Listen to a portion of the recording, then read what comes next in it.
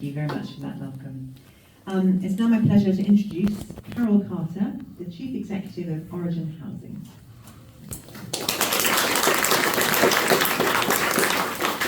Thank you, Emily. It's a real honour and actually quite wonderful to be part of this event today, celebrating the life and achievements of Irene Barclay, or Mrs. Barclay, as I'm sure she would have preferred to be known.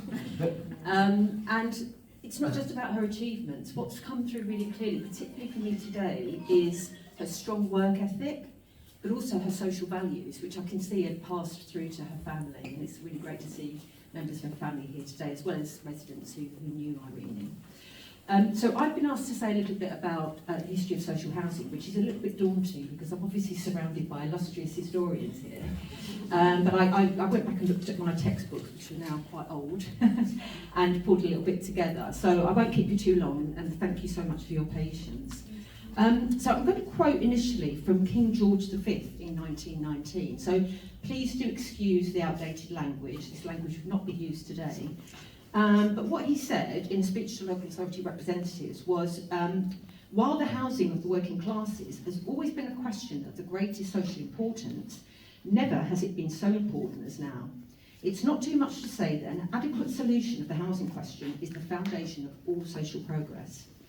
The first point at which an attack must be delivered is the unhealthy, ugly, overcrowded house in the mean street, which all of us know too well. If a healthy race is to be reared, can be reared only in healthy homes. If drink and crime are to be successfully combated, decent sanitary homes must be provided. If unrest is to be converted to contentment, the provision of good houses may prove to be one of the most potent agents in that conversion. That was 1919. So the words used and the sentiment that was expressed here spoke not directly to a moral duty to improve the quality of life for poorer people, but actually to fears of an unhealthy population being less able to defend the country in times of war, or to work in the factories in peacetime. And perhaps more strikingly, the fears of the ruling class at the prospect of law-breaking and riot and revolution if these needs were not addressed. So the impact of the First World War, 1914 to 18, and the scale and intensity of that conflict meant huge sacrifices for the whole population. And this meant growing political acceptance of the need for social reform. So a form of unwritten social contract, effectively, recognising that war was only acceptable if there was a prospect of a better world and a better life for its survivors. Lloyd George, the Prime Minister and wartime coalition leader, coined the phrase "homes fit for heroes." So many of you who studied housing will recognise that phrase. And spearheaded a recognition, albeit reluctantly, that private enterprise would not be able to supply houses of the quality and quantity required at an affordable rent. The Addison Acts of 1919 created subsidy for the public and private sector and set a target of 500,000 affordable homes. And the Tudor Waters Report in 1918 set guidelines for design and space standards. But by 1921, these government subsidies were withdrawn, albeit with 214,000 homes having been delivered. And this was in the face of rising building costs and the start of a slide towards economic depression. And if this sounds familiar, it should, as we continue to see the stop-start cycle of social housing, with ambitious targets unfulfilled, and ordinary people paying the price in terms of their quality of life and access to opportunity. So it was in this context that as founders of St Pancras Home Improvement Society, so the founding organisation for Origin today, led by Father Basil Jellicoe, stepped in to directly address the overcrowded slum living conditions in Somerstown. And they used innovation, initiative, collaborative working, and sheer determination to transform the lives of local people. Irene Barclay, as we've heard, was a formidable character of great intelligence and determination.